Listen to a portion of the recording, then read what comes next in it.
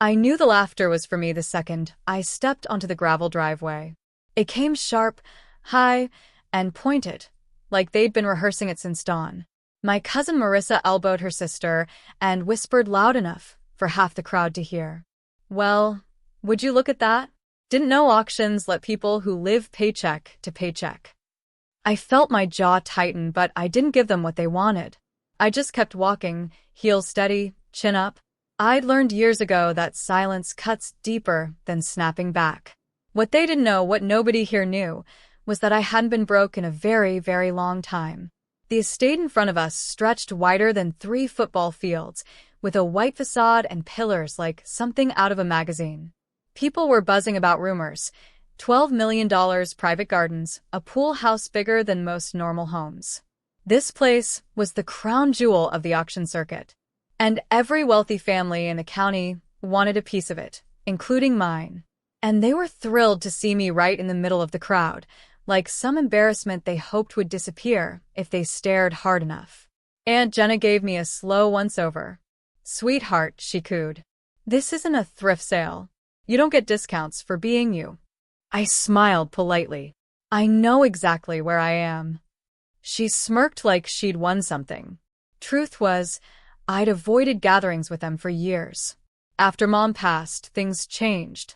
My relatives had treated me like I was a burden, like every breath I took cost them something. When I left home at 19 with 2 suitcases and a dream to build my own real estate research firm, they predicted I'd end up begging for help or crawling back with apologies. I had done neither. Instead, I worked like I had no choice but to win. And it turned out I was very good at it. By 27, I had clients on both coasts. By 28, wealthy investors trusted my market forecasts over some companies' entire analytics teams. And a year after that, I made a private deal with a retiring developer that changed my financial life forever. But right now, the only thing they saw was the girl they used to insult at holidays. I walked toward the registration booth.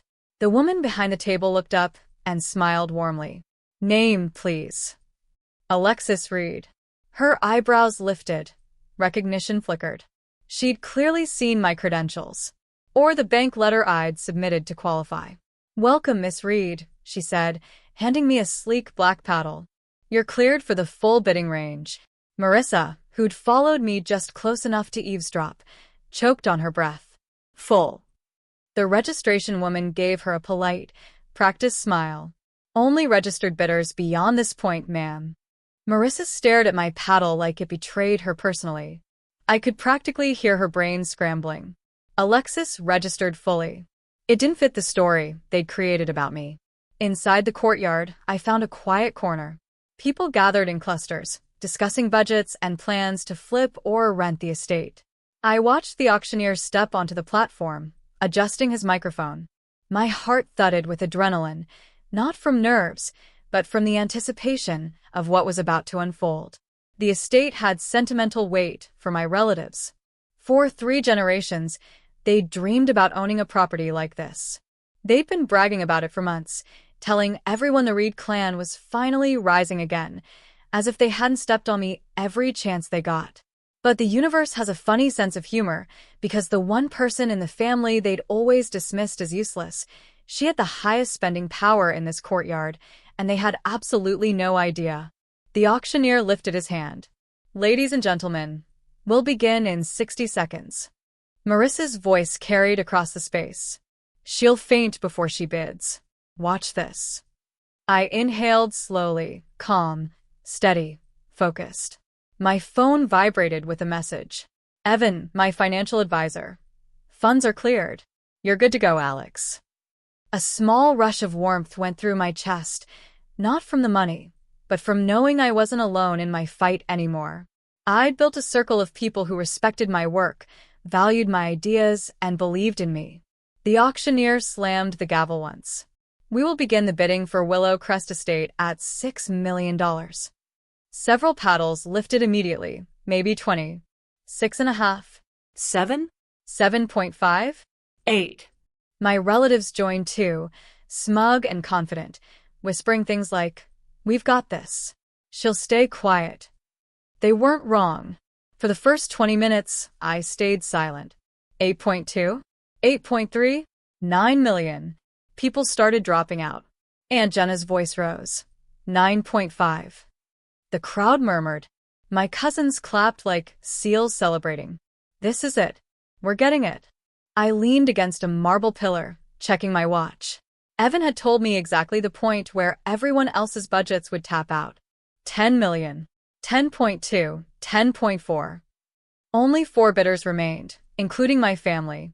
I slipped my paddle between my fingers. The auctioneer wiped his brow.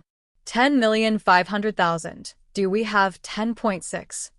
Aunt Jenna hesitated. This was their limit. She whispered to her husband, panic tinging her voice. We can't go higher. Not without liquidating something. The auctioneer raised his chin. 10.5 going once. My cousins looked proud. They thought they were winning. Going twice. I raised my paddle gently. 11 million. Gasps rippled like wind through wheat. The auctioneer's eyes lit up. We have $11 million from bidder 69. Every head turned toward me. My relatives froze like statues. Marissa sputtered. She what? She can't. But I wasn't finished. The auctioneer looked around. Do we have 11.1? Silence. Not a single paddle moved. Aunt Jenna tried to save face. We don't compete with theatrics. The auctioneer lifted his gavel high. 11 million. Going once. My pulse thrummed. Going twice. A final gasp escaped the crowd. Sold to Miss Alexis Reed. The gavel hit the podium with a crack that echoed right through my relative's pride. I lowered my paddle, finally letting myself smile. The girl they mocked, she just bought the estate they came to claim. The courtyard felt strangely quiet after the gavel fell. People whispered, eyes darting toward me like I'd broken some unwritten rule. But the only looks I cared about were the ones coming from my relatives, the shock, the confusion, the disbelief. It was almost enough to make me laugh. Aunt Jenna marched toward me first, heels clicking like she was storming a courtroom. Alexis, she hissed. Tell me you didn't actually bid. I met her glare calmly. Why does that bother you so much? She blinked, thrown off. It doesn't bother me. We just don't want you making a fool of yourself. I tilted my head. Funny. You didn't care about that when you all laughed at me walking in. Her face reddened instantly. Before she could respond, my cousin Trevor joined in, puffing his chest. Look, if you wanted attention, you didn't need to bid on an estate. Just say something next time. I let out a soft breath. I didn't do it for attention. They stared at me, waiting for an explanation. I didn't know them. Their expectations of me were still trapped in the past, back when I worked late nights at diners to afford community college textbooks. They didn't know how much I'd grown, how many people now depended on me professionally, how much I had changed since leaving their negativity behind. Marissa crossed her arms. Well, are you going to explain how you magically afford a $12 million estate, or is this another one of your fantasies? I stepped closer, lowering my voice. I don't owe you a breakdown of my finances. But I will say this, while you all spent the last few years gossiping about me, I spent mine building something real. They exchanged uneasy glances. It wasn't magic, I continued. It was work, something you never saw because you were too busy assuming I'd fail. Their expressions sank one by one. Before they could recover, the auction staff approached me with a tablet. Miss Reed, congratulations. We'll finalize paperwork in the main office. Thank you, I said, following him past my frozen relatives. Their silence felt like closure. Inside the office, everything moved quickly: signatures, confirmation emails, proof of funds. The estate manager, a polite man named Daniel, looked genuinely impressed. You've secured a beautiful property, he said. Any plans yet? Yes, I replied. This will be the headquarters for my new development firm. I want it to be a place where women in real estate can actually grow instead of getting pushed aside. His eyes widened. That's incredible. We don't hear that often.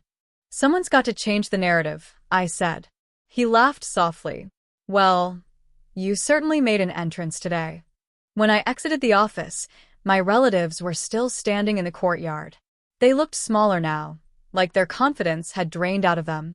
For a second, I felt a pang of something, maybe old hurt, maybe old memories, but it passed.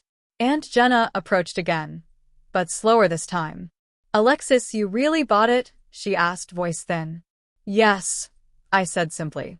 She swallowed hard. "We didn't know you were doing so well." "That was kind of the point," I said. "You never ask." Marissa fidgeted, her earlier smugness gone. "So, what happens now?" I adjusted my bag, giving them a faint smile. Calm, controlled, genuine. "What happens now? I go home. I keep working. I keep growing. And maybe one day you'll realize success doesn't look the way you expected." Their faces dropped again, but this time they didn't argue. I turned toward the exit, warm sunlight stretching across the driveway. For the first time in years, I felt completely free. 2 weeks after the auction, Willow Crest didn't feel like a stranger's estate anymore. The gates opened automatically when my car approached, the long driveway glowing under the evening lights I'd just had installed. It felt surreal, peaceful, earned mine. I walked across the marble foyer, listening to the echo of my footsteps.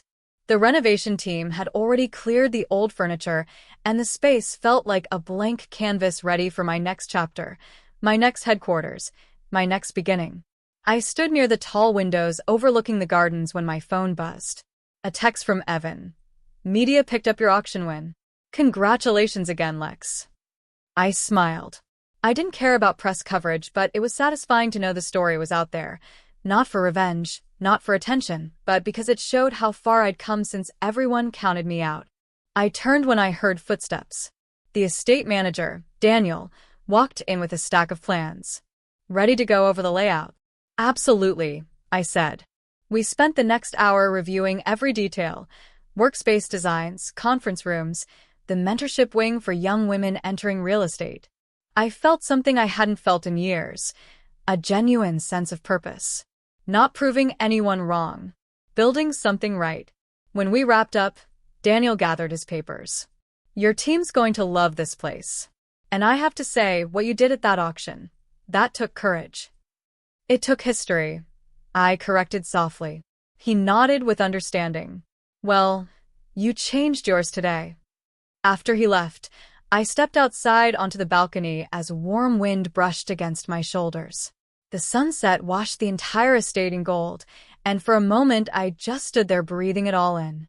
Then I heard tires crunching on the gravel below. I looked down. My relatives, Aunt Jenna, Marissa, Trevor, they were all standing outside their car, shifting awkwardly, unsure whether they should walk closer or leave. I sighed, grounding myself. This wasn't something I feared anymore. I made my way downstairs and opened the front door. "You guys need something?" Aunt Jenna clasped her hands. We wanted to apologize." Trevor nodded quickly. "Yeah, we didn't realize you were doing so well." Marissa swallowed hard. "We shouldn't have mocked you. It wasn't right." Their voices were quiet, almost embarrassed. It was the first time in my life any of them had apologized for anything. I leaned against the doorway, not angry, just tired of the old story. It wasn't about money. It was about respect and how you treated me. Aunt Jenna looked down. "We know. And we're sorry." I exhaled slowly. "Thank you. I appreciate it." Their heads lifted slightly, hopeful. But I continued gently. "I'm not living in the past anymore. I worked for this life. I built it without you. I'm not angry. I'm just done trying to earn approval I never needed." They looked stunned, but they nodded. And in that moment, calm, clear, peaceful, it felt like the real victory. Not the estate. Not the money. Freedom. After my relatives drove away, the estate settled back into its quiet evening rhythm. Lights shimmered along the walking paths, and the fountains in the courtyard hummed softly. For the first time, the place didn't feel intimidating. It felt like home. I wandered through the empty halls, running my hand along the newly polished banisters. This wasn't just an estate. It was proof of every sleepless night, every risk I'd taken, Every moment I refused to give up when people expected me to break. My phone buzzed again. Another message from Evan. Everything okay? You sounded tense earlier. I typed back. All good. They came to apologize. I think this chapter is closed. A moment later, he replied, Proud of you. You handled it with more grace than most people would. I smiled. Grace wasn't something I had growing up. It was something I had to learn in order to survive. I stepped outside onto the stone patio. The air smelled fresh, and cicadas buzzed faintly in the distance. I sat at the edge of the garden, staring at the silhouette of the estate against the fading light. This place was the beginning of my new company, but it was also the beginning of something more personal, the life I'd built without needing validation or approval from people who once dismissed me. The garden gates creaked open, and I turned to see Daniel walking up with a clipboard tucked under his arm. Didn't mean to intrude, he said. Just wanted to drop off the final blueprint revisions. I waved him over. You're not intruding. I could use a distraction. He sat beside me on the stone bench. Long day. A symbolic one, I said with a small laugh. My relative showed up, tried to apologize. He raised an eyebrow. And how'd that go? I accepted it, I replied. But I didn't let them back into a place in my life they never earned. He nodded slowly. Healthy choice. I glanced at him. Feels like this estate isn't just a business move for me. It's healing something. He smiled. Then it's already worth the investment. For a moment we sat quietly, two people on a stone bench looking out at a future rising from the ashes of old wounds. Alexis, he said gently, I've seen a lot of people buy properties, but I've never seen anyone reclaim their story quite like you did. I felt warmth rise in my chest. Thank you. That means more than you know. He stood, offering a hand to help me up. Ready to see the new office wing tomorrow? Absolutely.